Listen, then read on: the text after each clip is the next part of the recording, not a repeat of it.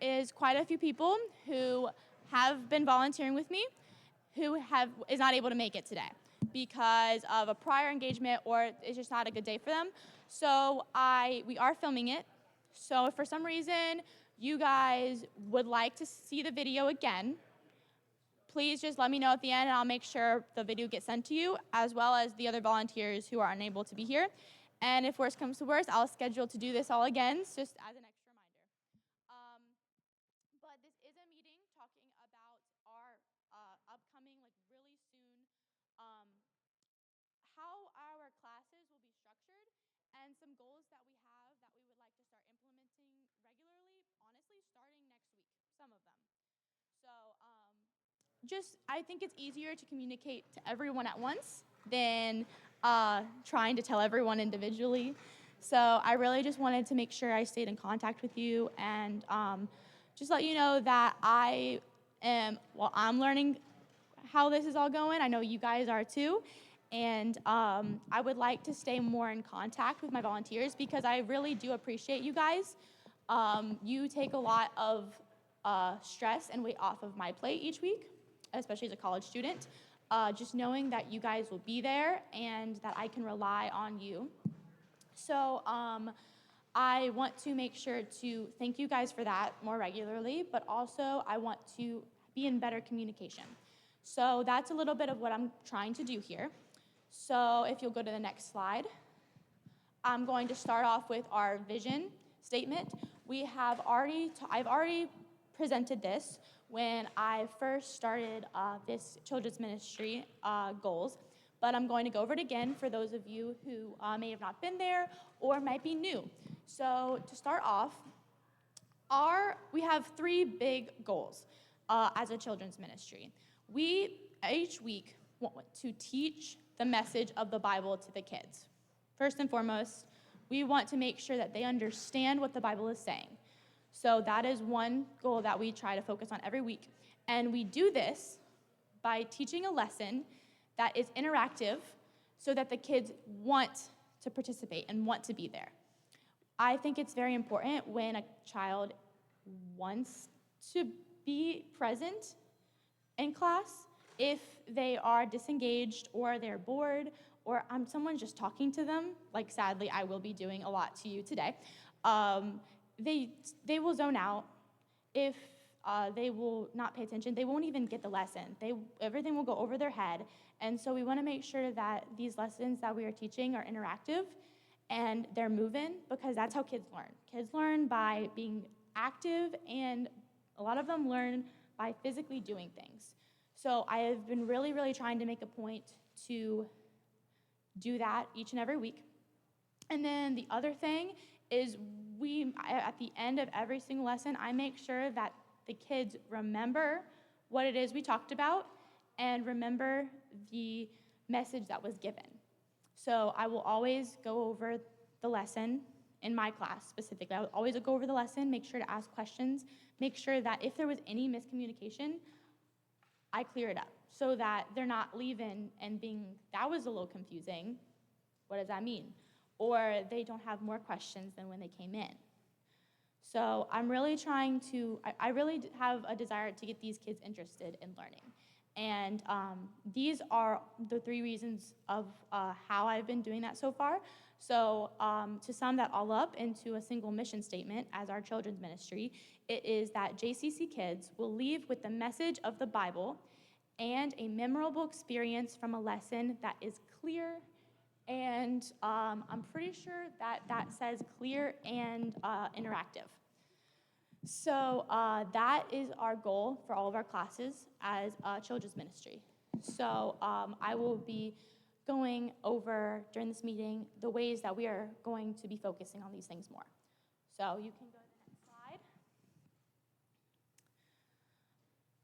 That's really annoying. It's okay. So roles of services. These are some of the ways that we have available and that we have asked people to help as a children's ministry. So first off, we've had our nursery and preschool classes for a while now, and they haven't changed a lot in the past few months. But we are going to be doing a couple tweaks. But to go over the nursery is typically ages 0 to 2 years old, and as volunteers, we will start to have a leader, someone who is kind of put in charge of making sure we hit our new schedule. It's a very loose schedule, but we will have a little schedule so that we can implement more of a learning factor into our nursery. Because for a while now, our nursery has been daycare. It's just been, you let the kids come in, you watch them, you make sure that they don't get hurt or die, and then you give them back to their parents. But I really think that, even 0 to 2-year-olds, they can learn. They can get basic messages like Jesus loves you, or this is how we pray, or this is how we worship.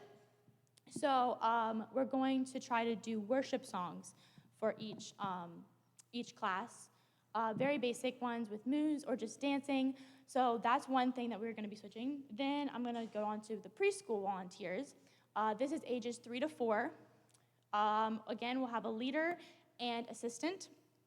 So we'll have someone who's teaching the lesson and someone in there helping. And then elementary school is a little bit bigger of a deal than the other two classes because we have more students, more ages. So this is grades K through 5th grade. So within the elementary school, we will have a host, which I will get more details into that because that's something new. It may be me for a little bit while longer, but I'm hoping to pass the baton on to some other people. We'll be doing small group structure now in elementary school. So instead of us having the kids sitting out in this chairs like this and then me teaching them like this, we're gonna have more of a discussion focus and split up between ages because kindergarten and 5th grade is a really big age gap. And what the 5th graders get, the kindergarteners, woo, it's gone. But then also I need to make sure that the kindergartners understand, but that might be a little too low for the 5th graders. So I'm trying to work around making sure that we are teaching at everyone's level. And then another part of elementary school is we do a presentation. So we have slideshow and we have sound. It's very simple. It's not as complicated as it is out here every single week. I have Canvas slides, and you just use one little button to adjust the sound every once in a while. Right now I have a few volunteers who have done that for me, but I am looking for more because I have had a few volunteers who have not been able to help me more recently. So I have been trying to get the youth involved in that specific way, but I am also willing to teach anyone who is interested. So, and then finally, this might be our most important and the biggest need right now for volunteers is our registration desk. So this is something that initially, while we were getting everything set up and learning the technology, it was something me and Tori would do every single week. But with me also teaching, it's really hard for me to watch the kids and be at the desk. Sometimes I get pulled every way each week, so I want to make sure that there's someone there consistently throughout the entire period of check-in and check-out.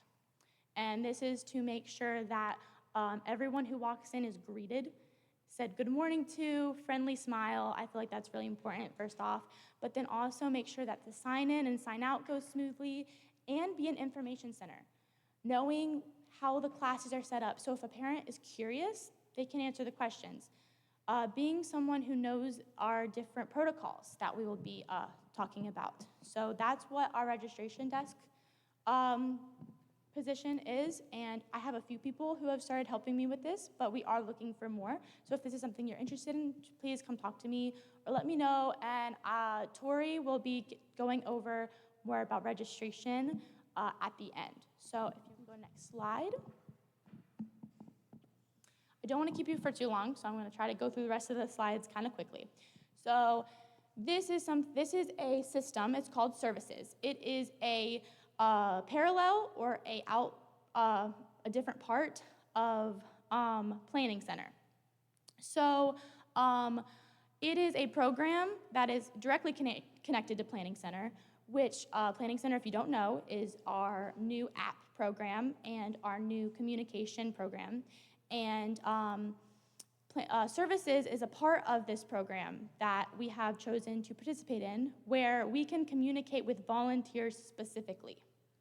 We have already been in doing some communication with parents, but I've had a really hard time with keeping communication with volunteers, so this is how I'm trying to work on that.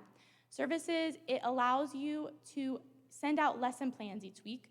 So instead of, now that I'm gonna be starting to pass the baton and allowing, getting other people involved in the teaching aspect, you will get the lesson plan very easily. There'll be a PDF, and you can just click on it. You can see what we're talking about, understand what it is. That way you're not coming in confused or kind of lost, feeling like you're just put on the spot. It will also allow you to accept or decline if you are going to be volunteering. So there will be a message sent out on Friday or Saturday, whether it's a text message or email or just a notification through the app itself. And it will be, I thought I put what the app looks like on there, but I didn't, so I will describe it to you in a second. But it will allow you to, if you were put on the schedule to volunteer a specific week, you realize, hey, I can't that Sunday, something came up, you can say, I won't be there, and then I get a notification saying you won't be there, and I can schedule someone else. So this is where big communication, making sure that we're not dealing with what we had to deal with today, where I didn't have a volunteer show up and I didn't know she wasn't coming, which is okay. This hasn't been implemented yet. So this is why we're trying to get everyone on this so that we can have really good communication. But this is where I will know whether you plan on being here or not, or if we need to switch weeks, that sort of thing. It will be a better communication with me than just text, because I get a lot of texts throughout the week, and sometimes I can't think about work, so I just ignore them and then I forget about them. But when it comes to services, I will be specifically in the work mindset when I'm looking at it, so I will not be able to forget about it. And then finally, you will also be able to see who you're volunteering with through services. When getting this set up, you will download the app. You look up in the App Store, Services Planning Center, and it will be a green icon that has 3 sideways lines on it, and it says Services. It's really bright, so it should be, if you look up Services Planning Center, it should be the first one that comes up. And then after you download the app, there's nothing you can do yet, but I will be sending out an email either today or tomorrow that says, welcome email to Services Planning Center. And through that email, there will be a button to log in. You will either have to log in, especially if you're already in Planning Center and you already have been active and have the Planning Center app, you can just log in. But if you have not done that yet, then you might have to create an account. That's what it looks like. Yes, it's bright green. It looks like that icon right up there. Thank you. Once you have gotten the email and you've gotten the app, you can click on it, you can sign up or log in, and it should immediately start getting you sent out notifications, and you should start getting notifications from the app that remind you of your service weeks. And because this is new, and because there might be a little bit of confusion, if you do have any questions or any problems with this, you can contact me or Tori. Tori, you can contact the church. Me, if you have my cell phone number, you can text me and we can get this figured out. You had a question, Miss Debbie? Oh, never mind. Okay, so then secondly, there is a QR code on the screen. That QR code, I think, is being passed around also. And this is in case the screen doesn't work. But this QR code is to consent to being sent text messages. Sometimes emails build up and we miss them. So text messages is it's a much more reliable way to communicate with volunteers, and it will go directly from Planning Center, and they will send out to all my volunteers or all the parents, really anything that is involving the church. instead of getting an email, you will get a text message. So you will, instead of I'll see it tomorrow when I go to work, oh, I'll see it right now. So it's just, we want to get our volunteers if they are willing to be on the text message chain. So this is the start of that. Does anyone have any questions about services? Yes? If you do not want to receive text messages, I will have that QR code on the board out there. You can either rescan it and change your answer to no, or you can see me or Ron. Please do not respond, stop. Okay? Just come to us first. Yes. Okay. Does anyone have any questions about services? Okay, so we can go next. Now I have volunteer guides. So Tori is going to pass out the nursery. So if you have been volunteering in the nursery, will you raise your hand now?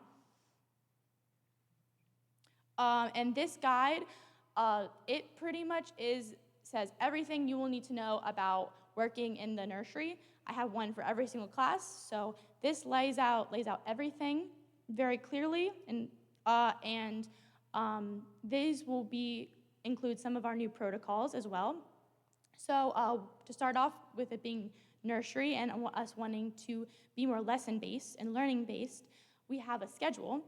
It's a loose schedule, but there is a schedule.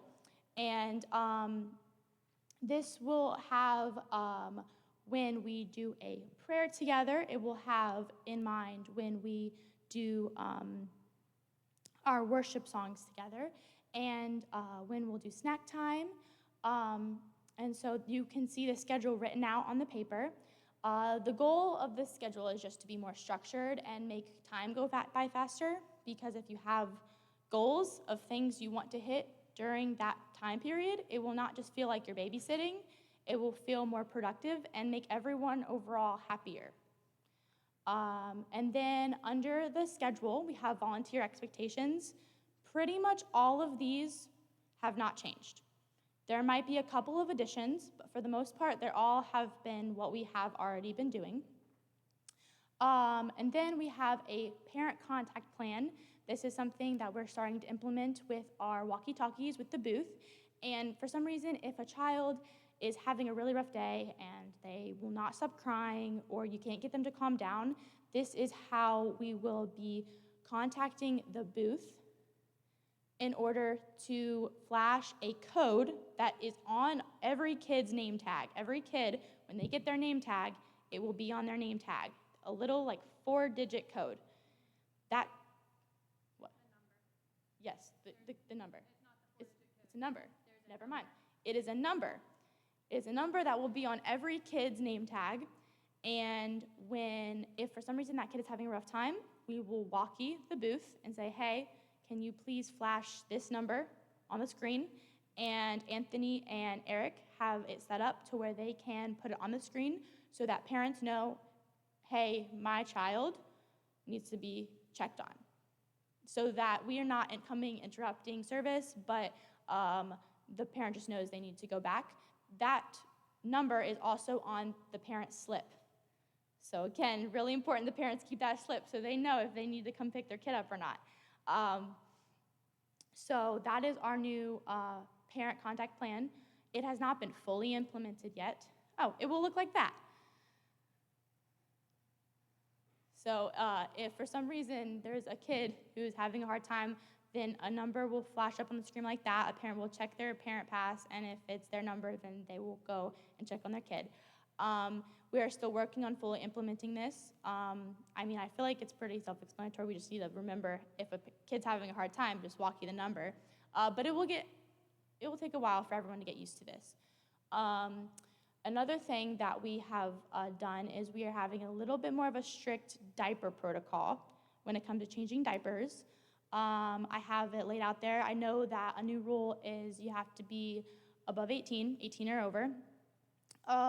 And we want to make sure that we are doing what is best for the child, what is safe. We want to make sure that we are sanitary. We are getting a new diaper changing pad that can be wiped off and sanitized in between every use. We're going to make sure we be mindful about that. And then something else that was given out, I think Tori gave them to all the nursery. They will also go to preschool. We have these cards, and it says, it has a blank for whatever child's name, daily report.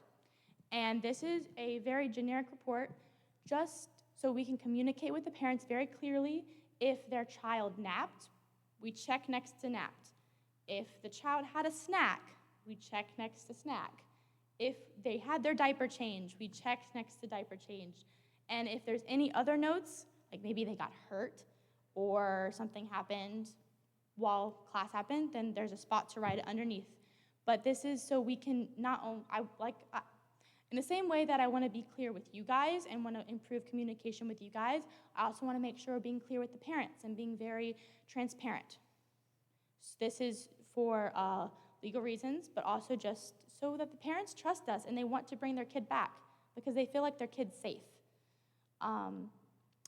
And along with that is we have some parent expectations that are below the new diaper protocol. I'm not going to read that for you. If you are interested, you can read that. But a lot of, if you go to preschool, a lot of it's the same. I have a written out schedule. Most of it's the same. If you want to go to the next slide. So again, if you are a preschool volunteer, you can raise your hand. And this paper, it has the schedule written out. It has the same exact volunteer expectations. It has the same parent contact plan. And along with the same diaper protocol, we also have to think about the bathrooms with the preschoolers. Because some of them are working on being potty trained, we have come up with a few set of rules specifically for bathroom. And this is, again, simply just for the safety of the kids and having their best interest in mind. So I would really appreciate if you guys read through some of that. Some of them, I had a hard time with deciding if I was going to be this strict, because some of them sound a little bit, like when you read it, sound kind of, we're really going to do that, but it's in the end for the trust of the parents and for the safety of the kids. So I would really appreciate it if you guys read over that. And again, we have the same parent expectations. So you can go to the next slide. So for nursery and preschool, that's all I have for you guys. So if you help with just nursery and preschool, you are more than welcome to go, unless Tori actually has one thing she wants to talk about, dealing with checkout. So yeah, if you will meet Tori with the preschool and nursery over there so she can talk about checkout. And then you guys are free to go. I really appreciate you guys coming. Ron, did you have something? Okay, cool. So now we're going to get to elementary school. So elementary school, we have been in a basic schedule so far up until this point. But like I said earlier, we are going to be implementing small groups, which will be adding a few more factors into the class layout. But I think for the learning of the kids, it will really improve. It will require more volunteers, though. Right now, today, we had, including me, we had 4. But all of us were youth, or at least under 20. So it would really require a lot of the adults who might be willing to step up and be a volunteer to be willing to step up and be a volunteer. And you may not have to teach, but something to work towards, being comfortable talking to the kids about Jesus and teaching the lesson. The lesson is very clearly written out on a script. I will give it to you ahead of time so you have time to prepare. But on the elementary school, raise your hand if you're an elementary school volunteer. Okay, so, okay. Thank you. So we have our schedule on there again laying out. This will be our new schedule with the small groups. It's not changing, but so much. We're just want to be a little bit more time aware, move things around a little bit so it fits better with the time we have. And then under the schedule is our volunteer position and expectations. Like I said earlier, we are now going to have a specific host position, which will be doing everything leading up to when we split up in groups. So the host will lead the prayer, will lead the worship, will lead talking about the big idea and the memory verse. They're kind of like the energy. They set the example and the energy for what the class is going to be for the rest of the time. I will most likely work on some of the youth to be involved in that, but if I will take any volunteers, honestly. And then we also have our small group leaders. This will be people who I will specifically be talking about to teach the lessons. We'll have our 3rd through 5th grade group, and then our kindergarten through 2nd grade group. Right now, we're just going to go to different sides of the room, but once we have the construction done in that room and we have our separate classrooms, the older kids will be going into a classroom, one of the new classrooms, and the younger kids will be either going into the other classroom or staying in the general area. And separate, they will do things like their lesson, the general lesson. I might start to get the kids themselves, the older kids, to read from the Bible.